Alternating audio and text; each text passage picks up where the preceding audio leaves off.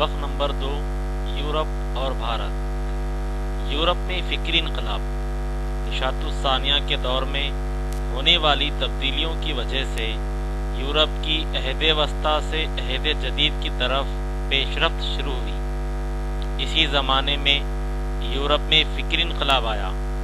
سماج قدیم جہالت اور توہم پرستی کے دائرے سے باہر نکلنے لگا۔ مروجہ رسم و رواج، روایات اور وقوع پذیر واقعات کو تنقیدی نقطہ نظر سے دیکھنے لگے۔ ان ساری تبدیلیوں کو فکری انقلاب کہا جاتا ہے۔ اس فکری انقلاب سے یورپ میں سائنس کے شعبے میں تحقیقی عمل کو فروغ ہوا۔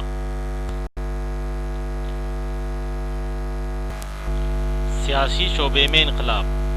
جدید دور کے ابتدائی مرحلے میں یورپ میں کئی سیاسی تبدیلیاں ہوئیں۔ 18ویں اور 19ویں صدی میں رونما ہونے والے کئی انقلابی واقعات کی وجہ سے اس دور کو عہد انقلاب یعنی انقلاب کا دور کے نام سے یاد کیا جاتا ہے۔ اس دور میں انگلینڈ میں پارلیمانی جمہوریت کی نشوونما ہوئی، کابینی طریقے کی نوعیت میں تبدیلی ہوئی۔ 1689 عیسوی کے بل آف رائٹس کے ذریعے بادشاہ کے اختیارات کو محدود کر دیا گیا اور پارلیمنٹ کا اقتدار قائم ہو گیا۔ امریکہ کی جنگ آزادی۔ یورپ میں ہونے والی انقلابی تبدیلیوں کے پس منظر میں امریکہ کی جنگ آزادی پر بھی غور کرنا اہم ہے۔ براعظم امریکہ کی دریافت کے بعد یورپی ممالک اس کی جانب متوجہ ہوئے۔ سامراجی یورپی ممالک نے براعظم امریکہ کے مختلف علاقوں پر قبضہ کر کے اپنی نوآبادیات قائم کی۔ انگلستان نے شمالی امریکہ کے مشرقی ساحلی علاقے میں 13 نو آبادیات قائم کی۔ ابتدا میں انگلستان کو نو آبادیات پر برائے نام بالادستی حاصل تھی، لیکن آگے چل کر انگلستان کی پارلیمنٹ نے امریکی نو آبادیات پر کڑی بندشیں اور ٹیکس عائد کرنا شروع کر دیا۔ امریکی نو آبادیات کے آزادی پسند عوام نے اس کی مخالفت کی۔ انگلستان نے نو آبادیات کو دبانے کے لیے ان کے خلاف جنگ کا اعلان کر دیا۔ امریکی نو آبادیات نے جارج واشنگٹن کی قیادت میں فوج کو منظم کر کے مزاحمت کی۔ آخر کار اس جنگ میں نو آبادیات کی فوج کو فتح حاصل ہوئی۔ اس واقعے کو امریکہ کی جنگ آزادی کہا جاتا ہے۔ نو آبادیات نے ریاستہائے متحدہ امریکہ کی بنیاد ڈالی، جس نے وفاقی طرز حکومت اختیار کیا۔ تحریری دستور اور جمہوری نظام والا یہ پہلا ملک وجود میں آیا۔ انقلاب فرانس۔ 1789 عیسوی میں فرانس کے باشندوں نے وہاں کی مطلق العنان بادشاہت اور جاگیردارانہ نظام کے خلاف بغاوت کر دی اور عوامی جمہوریہ کی بنیاد ڈالی۔ اس واقعے کو انقلاب فرانس کے نام سے یاد کیا جاتا ہے۔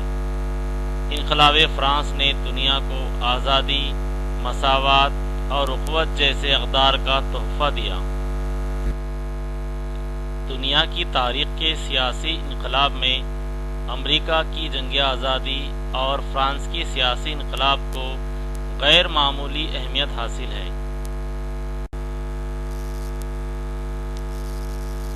صنعتی انقلاب۔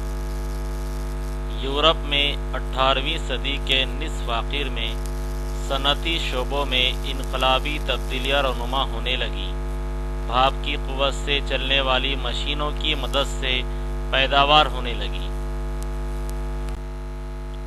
چھوٹی گھریلو صنعتوں کی جگہ بڑے کارخانوں نے لے لی۔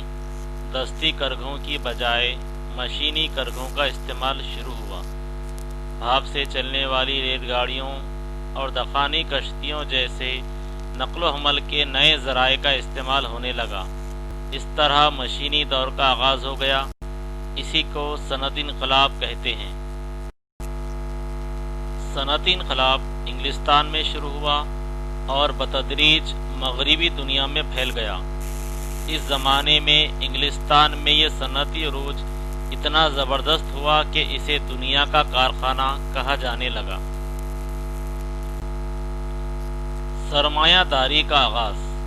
نئے بحری راستوں کی دریافت کے بعد یورپ اور ایشیا کے ملکوں کے درمیان تجارت کے نئے دور کا آغاز ہوا۔ بحری راستے سے مشرقی ممالک سے تجارت کرنے کے لیے کئی تاجر آگے آئے، لیکن ایک تاجر کے لیے جہاز سے مال دوسرے ملک میں بھیجنا ممکن نہیں تھا۔ اس وجہ سے کئی تاجروں نے مل کر تجارت شروع کی۔ اس سے بڑے سرمایہ والی تجارتی کمپنیاں وجود میں آئیں۔ مشرقی ملکوں سے کی جانے والی تجارت نفع بخش تھی۔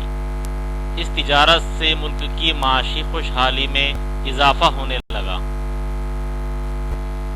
اس بنا پر یورپ کے حکمراں تجارتی کمپنیوں کو فوجی تحفظ اور تجارتی سہولتیں دینے لگے۔